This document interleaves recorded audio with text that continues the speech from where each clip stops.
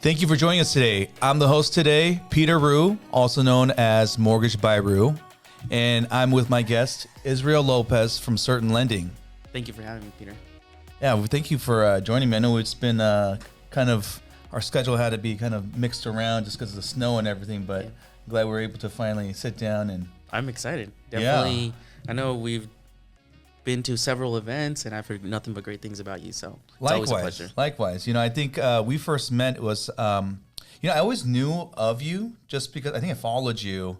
You make great content on social media, but when I met you, you were like super humble. I felt very down to earth, and it even exemplified because, as many of you guys know, I'm part of ARIA, Asian Real Estate Association of America, and Israel was one of our big sponsors, actually biggest sponsors this year and for our gala last year. And so just the fact that you are so giving to our mission is much appreciated. Thank you. Yeah, we had a blast at the gala. Originally, Francis was who I reached out to last year, and I was like, hey, I want to get more involved with the community. I love everything you all are doing. How can I get involved? So then from there, it led from one conversation to another. Next thing you knew, we were one of the main sponsors at the gala, and now this year for ARIA. So we're definitely excited to collaborate with you all, and more than anything, just help out the community. Yeah, that's awesome. I mean, we'll talk a little bit more about some of your other philanthropy that you do, but tell us a little bit more about you. Like, actually, I don't even know your whole backstory. So, like, where'd you grow up? Where'd you go to school? Those type of things. Yeah, absolutely. And let me take you back. Not a lot of people know this story, but my grandfather and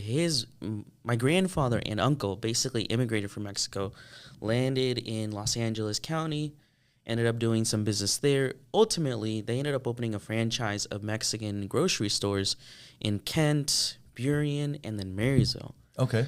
I was born and raised in Kirkland, but my mom actually inherited the Marysville grocery store.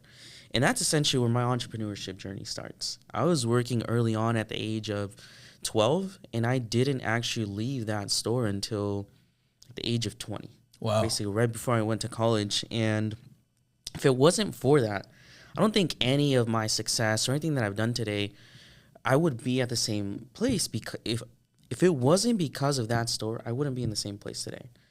So the fact that I was working at an early age allowed me to take those skills and grit of working long hours and now transfer that into, at the time, what I wanted to do was go into medicine.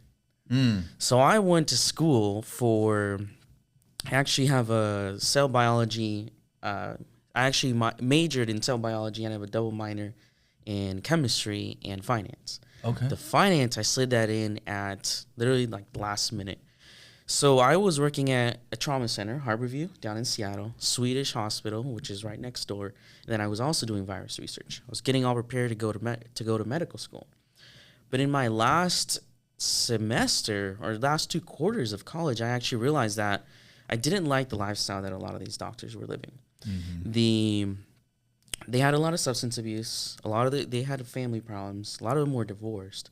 Mm-hmm. I was like, this isn't for me. Because ultimately, what I wanted to do was take medicine and have that be a stepping stone to get into real estate.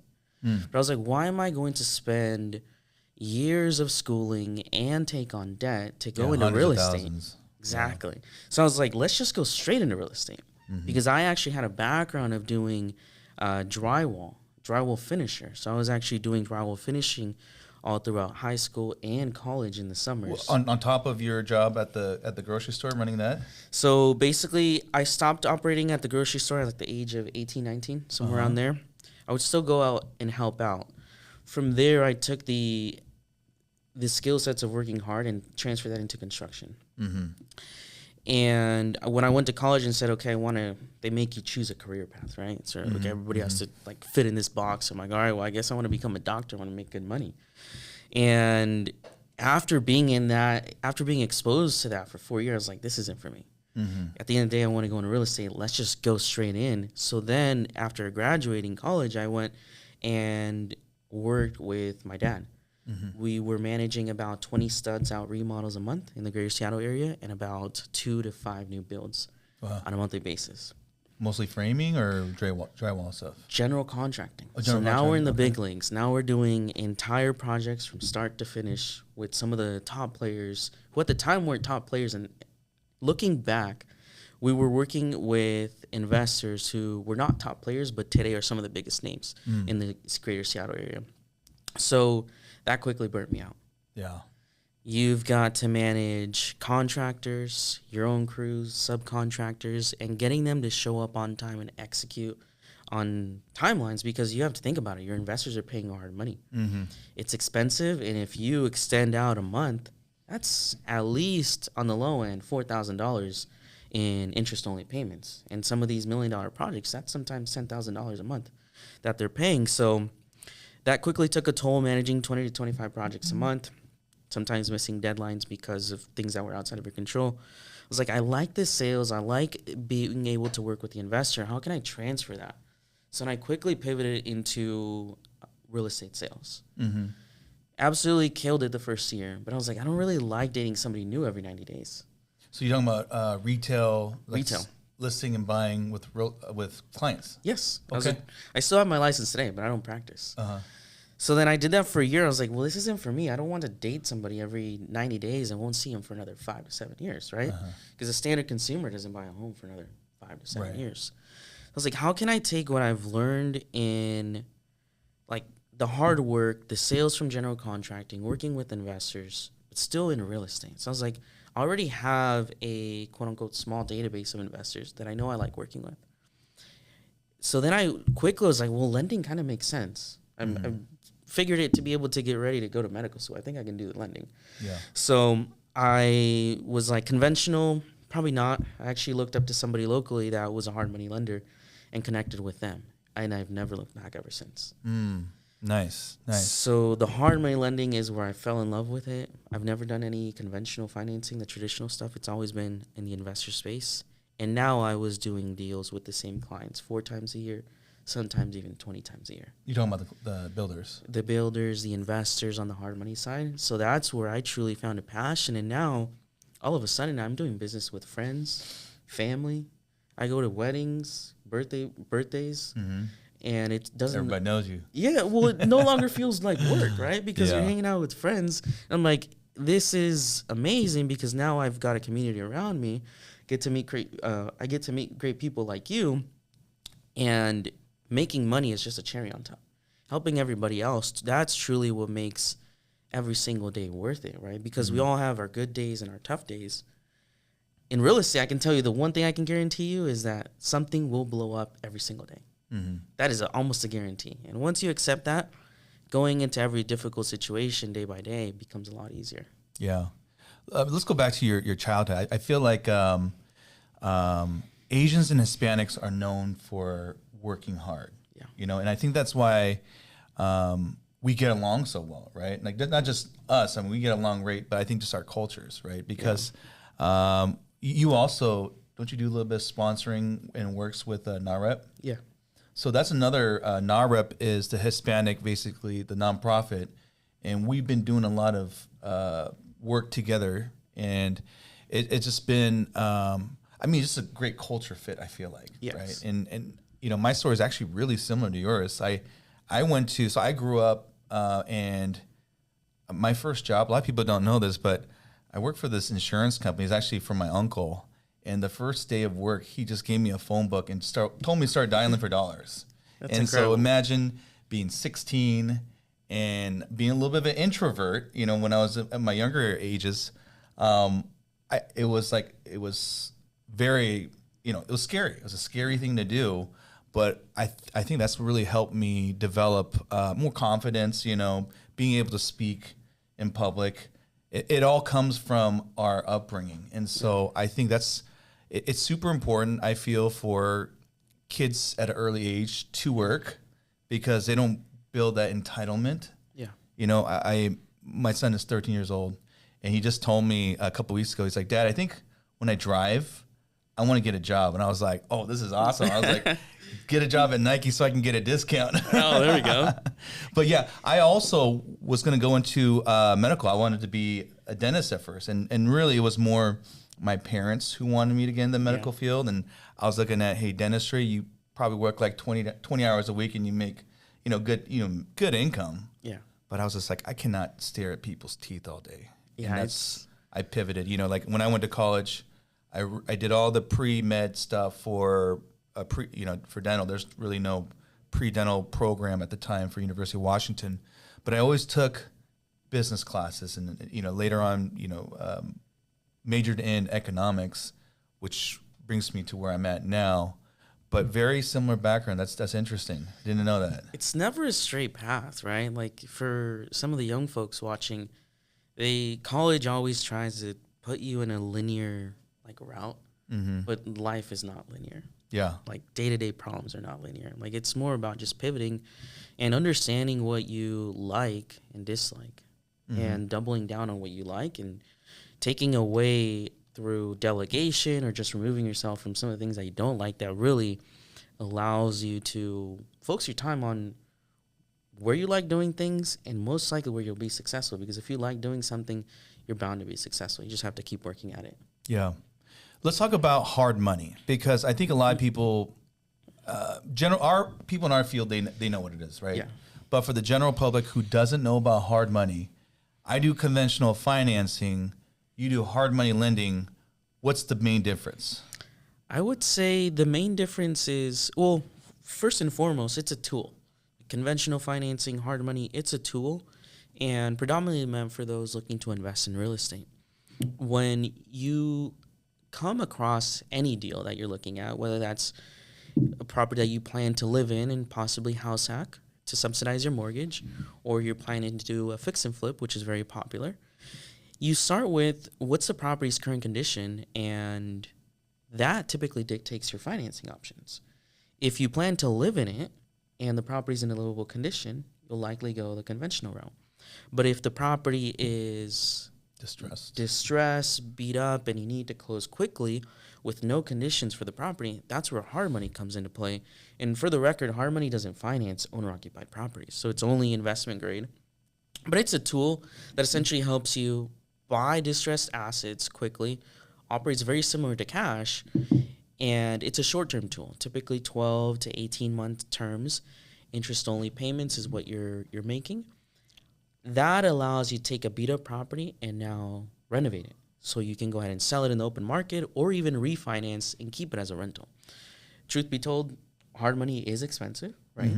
The average interest rates for us right now are anywhere between 9.5% to 11.5% interest-only payments. And that's in comparison to some of the non-traditional programs that are in the 6s or 7s. It's a big jump. But what's important to note is that it's a tool that will help you buy a distressed property and then get it in a livable condition for either your renters or somebody else in the future. Yeah, and I think hard money gets negative connotation for the wrong reasons. Because if you think about it, if it's your money and you're lending it out to somebody and they're a bigger risk, because what if they don't complete the project, right? You're going to charge a premium for the risk. I mean, that's why the banks make their money, is because they assess risk, and that's what essentially what hard money is. Yeah. It just gives people an opportunity to complete projects that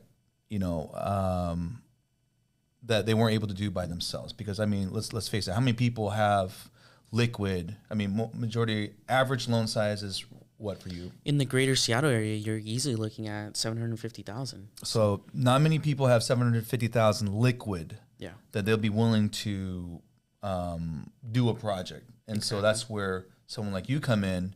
And I feel like your terms are very fair. I mean, as far as like when you compare it to the market with other hard money lenders, you guys look at history and you assess risk, and then you can get the lower, under 10%. And I think the hard money space sometimes gets a bad rap because there's, just like everything, there's good players and there's bad players, right?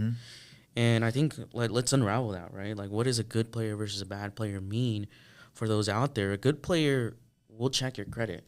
Like, it's actually counterintuitive that a hard money would check your credit, but it's actually in your best interest, because the minute a hard money lender doesn't check your credit means that just removed, if you have a bad credit, remove the ability to refinance a property and have a second exit strategy.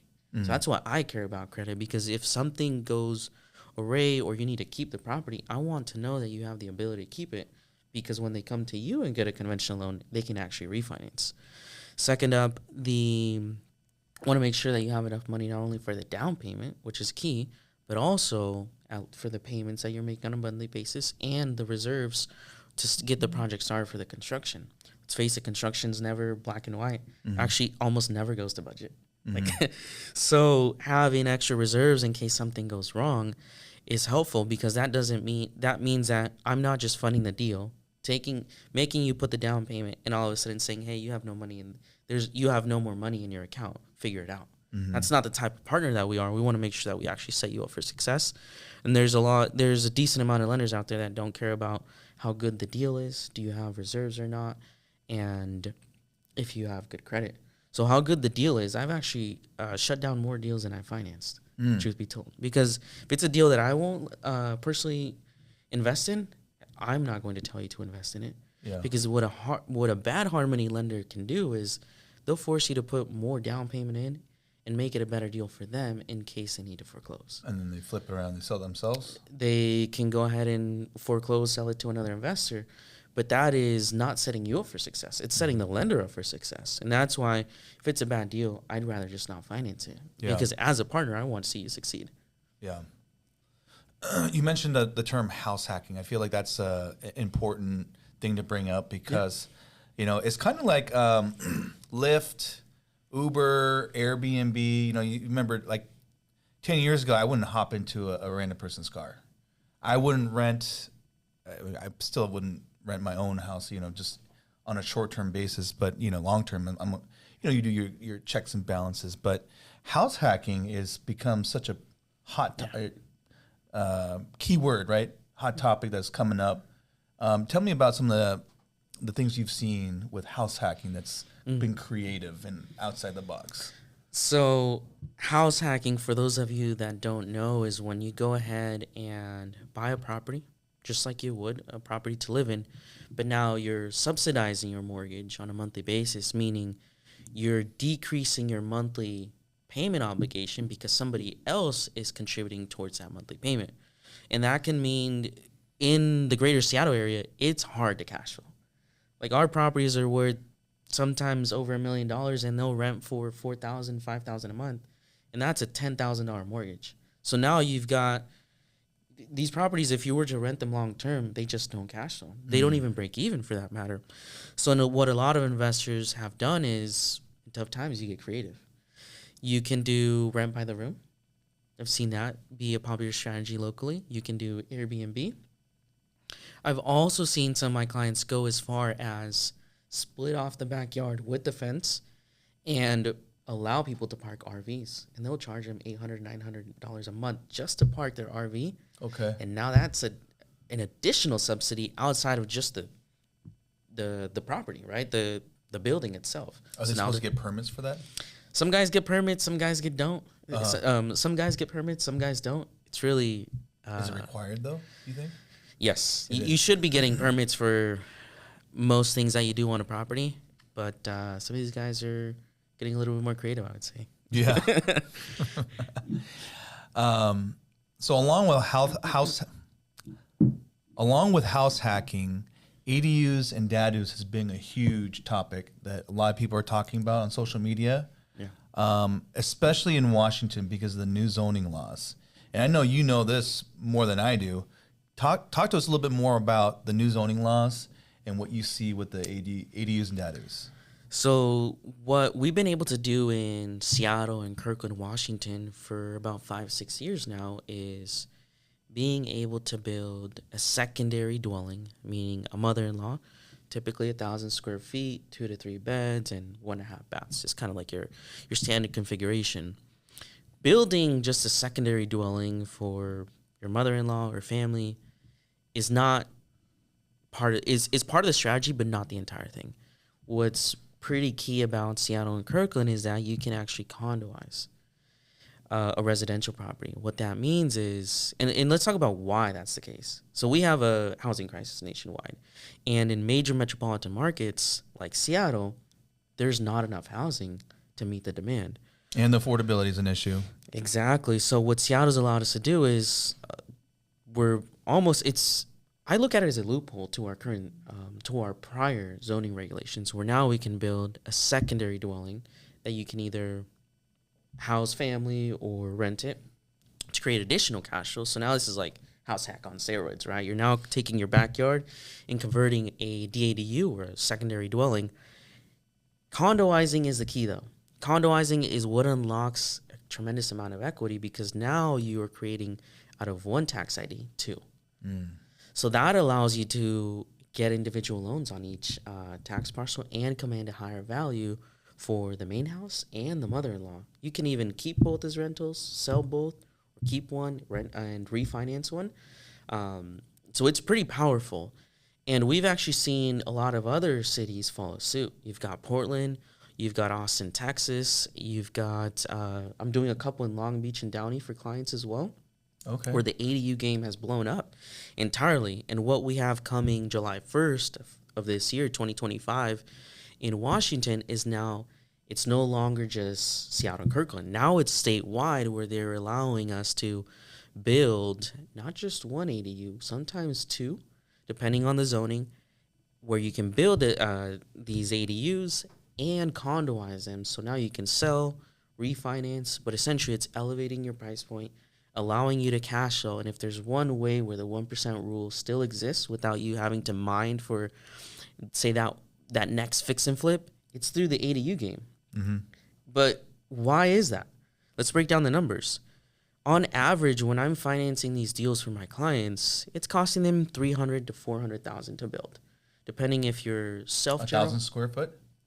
No, $300,000 to $400,000 all in. Oh, gotcha. Okay. And that's depending on if you're hiring a general contractor or if you are operating as a general contractor yourself, right? So if you're hiring a general contractor, there's usually like a 10 to 20% markup. So you're probably going to be closer to $400,000 all in. But these properties are now appraising for $650,000 on the low end, and sometimes even $1 million, depending on where you are as far as location. Mm-hmm. So for every dollar that you're putting in, you're getting $1 out. That's almost 100% return. So what is the advantage of condo minimizing them versus just doing a short plat and then do two separate loans? So doing a short plat is what I would say now conforming to the old school zoning regulations, because doing a short plat in the core Seattle area, these lots are already small enough where a short plat isn't feasible because they're so small. Okay. So the workaround, they won't allow it. It's not big. These lots aren't big enough.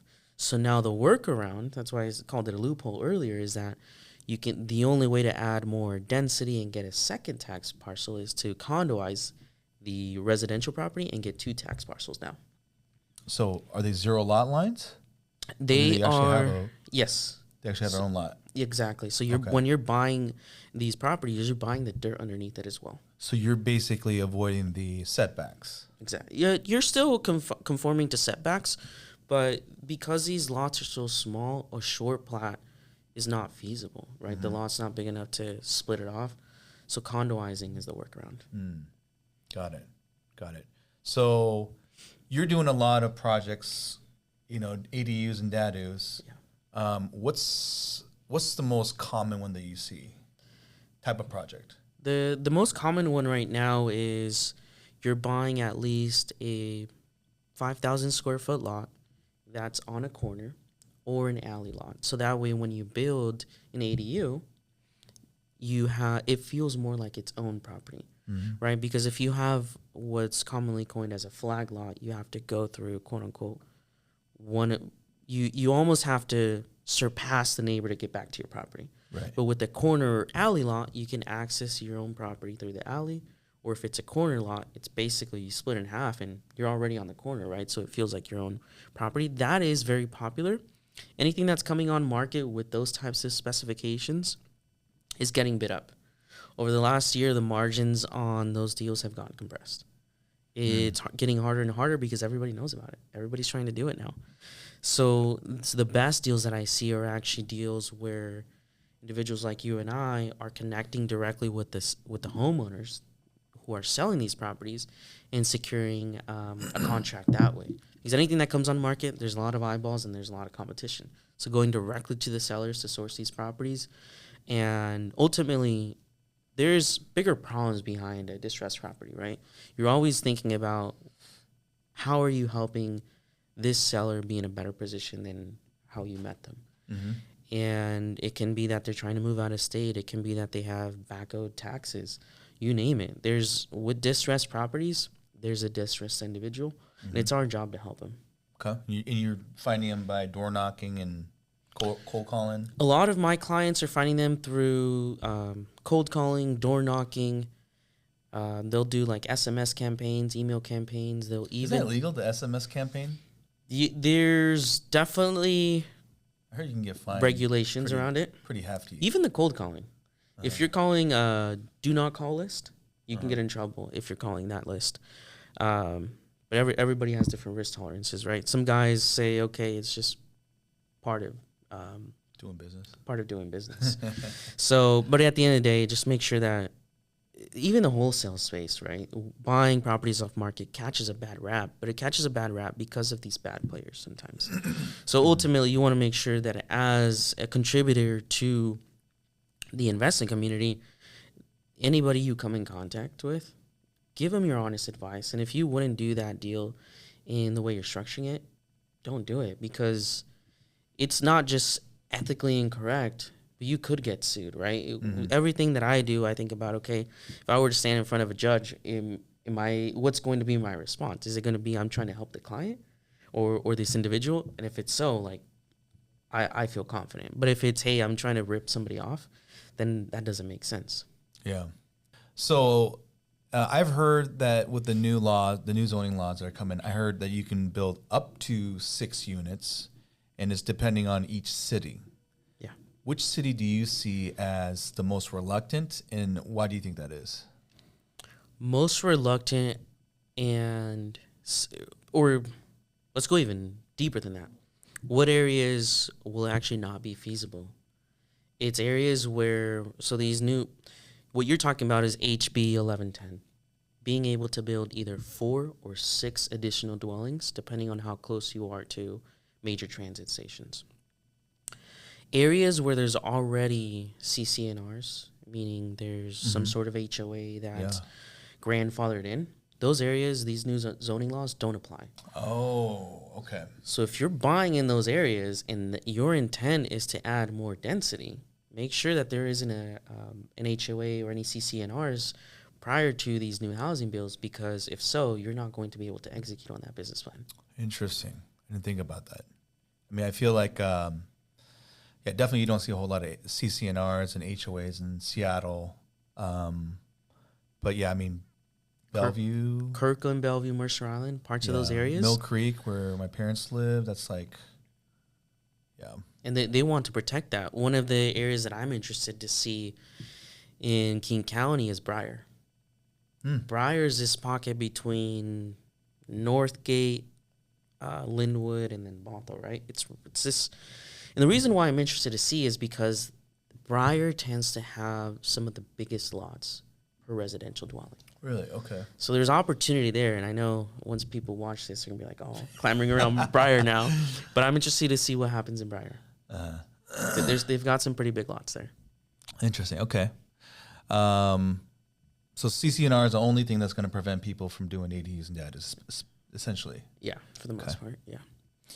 Now let's switch gears here. You do a lot of funding for ADUs and DADUs, but you also do funding for new construction, right? So is this just like, what type of projects are you guys doing or funding? For new construction, we have a national footprint. We're financing single families, townhome developments, condo developments, and apartments up to 10 units. Mm-hmm. So nationally, we can go ahead and finance ground-up construction projects between 1 to 10 units on a single parcel.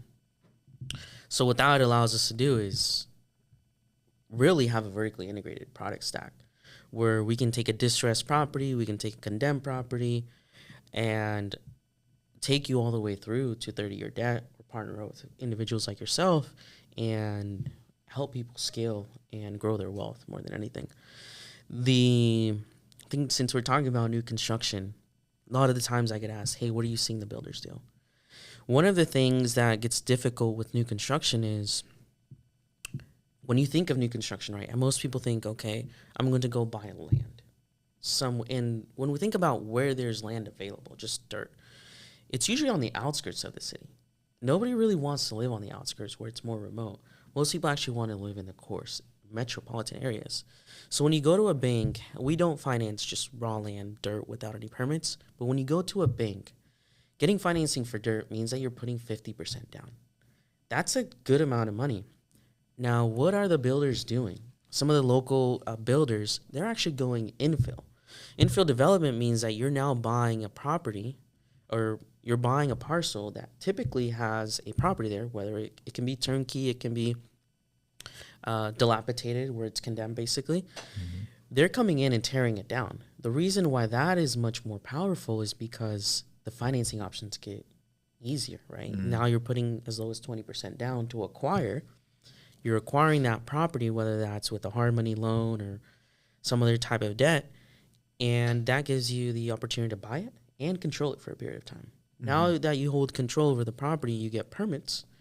Once you have permits, that opens the door for new construction financing. So that's what a lot of the builders are doing. And if you're savvy enough, you're actually not even getting acquisition debt. A lot of what the key thing that MN Custom Homes here on the east side tends to do is they'll lock up properties with a 12-month close. They'll drop in non-refundable earnest money day one with a 12-month close, save on the holding costs, and once permits are issued, then they go into the new construction loan. So that is a nugget that some of the top players are doing locally. But they're working with the individual seller. Correct. Right? The consumer, not a... Yeah, not a bank. Gotcha. Yeah. Gotcha. So in that sense, the seller is the bank. Mm-hmm. So the seller gets to live in the house, probably some favorable terms. Yeah. And then the big builders get to build once permits are issued. Yeah. That's interesting. Yeah, I mean, that's been around for a while, I think, right? Not enough people know about it, though. Mm-hmm. It feels like only select people are doing it. Mm-hmm. Yeah. Let's switch gears here. Springboard. Thatch Nguyen's a huge influencer, very, generous guy as well. He's given to Aria. Tell me about your involvement with Springboard and how that came about. So I've actually been part of the Springboard community for the last 5-6 years now, as a student first and foremost. Okay. And it's in the last 3-4 years that really we became business partners, I would say, to the extent that we've had the blessing to be able to be part of his some of his philanthropy things that he's doing with the Ray Foundation. So we've actually financed last year, or 2 years ago, we financed the first project where it was a fix and flip in Kirkland, and all the proceeds went to the Ray Foundation. And the Ray Foundation, what they do is they're essentially going out and building soccer fields in underserved communities so kids can have somewhere to, more than anything, have sports for them, get involved in it. The way I think about sports, because I was in a lot of sports growing up, is that it's a great way to build discipline and disappointment at the same time. You don't always win. And it's important to have that early on, because then that allows you to assess, okay, when I'm disappointed, what am I going to do about it? Yeah. So what the Ray Foundation does is that their plan, which we've already achieved, was to build 26 new soccer fields in underprivileged communities for these kids to be able to play in. So what we were able to do is finance the first project in Kirkland, and we basically gave 100% financing, 0% interest on that project, and now we're working on a 7-townhome development with Thatch and Springboard and the Ray Foundation. And explain to everybody why 2026 was the 26 soccer fields by 2026. So many of you know that the World Cup is coming in 2026, and one of the key locations is going to be Seattle. And we wanted to be able to say that, hey, the Ray Foundation and the Sounders, because the Ray Foundation is the nonprofit arm of the Seattle Sounders, they wanted to be able to showcase the city and showcase that we actually care about our community and helping them uplift them. So the goal was 26 fields by 2026. We've already met that, and we're trying to surpass that now. That's awesome.